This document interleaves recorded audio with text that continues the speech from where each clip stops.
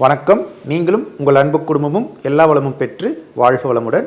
நான் சத்யதேவ் ரோஷன் பேசுகிறேன். இன்றைக்கி நமக்கும் பிரபஞ்சத்துக்கும் நல்ல தொடர்பு ஏற்படுத்தக்கூடிய ஒரு சுலபமான பயிற்சி நம்ம பார்க்க போகிறோம். முதல்ல இந்த பயிற்சி எப்படி செய்கிறதுன்னு பார்க்கலாம். அதுக்கப்புறம் இந்த பயிற்சி செய்கிறதுனால நமக்கு என்ன பலன் கிடைக்கும், எதுக்காக இந்த பயிற்சி நம்ம செய்யணும் அப்படிங்கிறத பார்க்கலாம். அமைதியான மனநிலையில் சேர்லேயோ சோஃபாலேயோ உட்காந்துக்கோங்க. முதுகு தண்டு நேராக இருக்கிற மாதிரி உட்காந்துக்கோங்க. உங்களோட 2 கால்களும் தரையில் நல்லா பதிகிற மாதிரி உட்காந்துக்கணும். உங்களோட 2 கால்களும் ஒன்றுக்கு ஒன்று இணையாமல் இருக்கணும். குறைஞ்சபட்சம் ஒரு அரை அடியாவது கேப் இருக்கணும். கண்களை மூடிக்கோங்க. ஆழமாக மூச்சை இழுங்க, ஆழமாக மூச்சை வெளியிடுங்க. இந்த மாதிரி 9 முறை செய்யுங்க. இப்போது கண்களை மூடிய நிலையில் பூமி மேலே உட்காந்துட்டு இருக்கிற மாதிரி கற்பனை பண்ணிக்கோங்க. உங்களோட 2 பாதங்களும் பூமி மேலே அழுத்தமாக பதிஞ்சிருக்கு. பூமியிலிருந்து வரக்கூடிய ஆற்றல் உங்களோட 2 பாதங்கள் வழியாக அப்படியே உடம்பு ஃபுல்லாக பரவுது. உடம்பு ஃபுல்லாக பரவி உச்சந்தலை வழியாக அப்படியே பிரபஞ்சத்தில் பரவுது.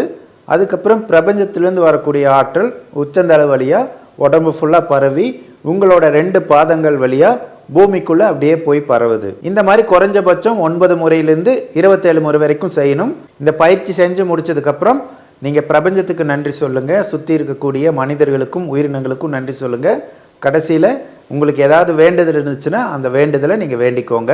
இந்த பயிற்சியை காலையில் 3 மணிலிருந்து 5 மணிக்குள்ளே செஞ்சிங்கன்னா உங்களுக்கு நல்ல பலன் கிடைக்கும். ஏன்னா அந்த நேரம் பிரம்ம முகூர்த்த நேரம். பிரம்ம முகூர்த்த நேரத்தில் எந்த பயிற்சி செஞ்சாலும் அந்த பயிற்சிக்கான பலன் நமக்கு சீக்கிரமாகவே கிடைக்கும். அப்படி முடியாதவங்க காலையில் சூரியன் உதிச்சு ஒரு அரை மணி நேரத்துக்குள்ளே செஞ்சிங்கன்னா நல்லது.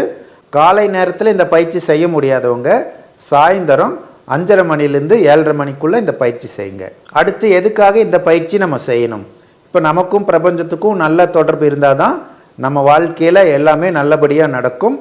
கால் மூலிமா நம்ம பூமியிலேருந்து வரக்கூடிய சக்தியை 24 மணி நேரம் ஈர்த்துட்ருப்போம். அதே மாதிரி உச்சந்தலை மூலிமா பிரபஞ்சத்தில் இருக்கக்கூடிய சக்தியை நம்ம 24 மணி நேரம் ஈர்த்துக்கிட்டே இருப்போம்.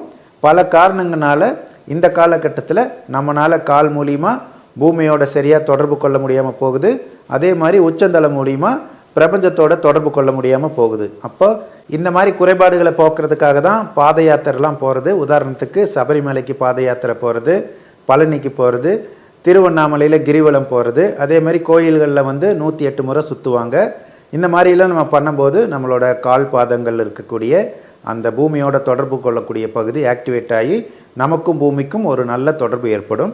இந்த பயிற்சியை தொடர்ந்து ஒரு 48 நாள் செஞ்சிங்கன்னா உங்களோட உடல் ஆரோக்கியம் மேம்படும், மனோசக்தி அதிகரிக்கும், உங்களை சுற்றி இருக்கக்கூடிய நெகட்டிவ்லாம் படிப்படியாக குறைய ஆரம்பிக்கும். அதனால் இந்த பயிற்சியை தொடர்ந்து செய்யுங்க. உங்கள் வாழ்க்கையில் நல்ல மாற்றங்கள்லாம் வரும். நீங்களும் உங்கள் அன்பு குடும்பமும் எல்லா வளமும் பெற்று வாழ்க வளமுடன்.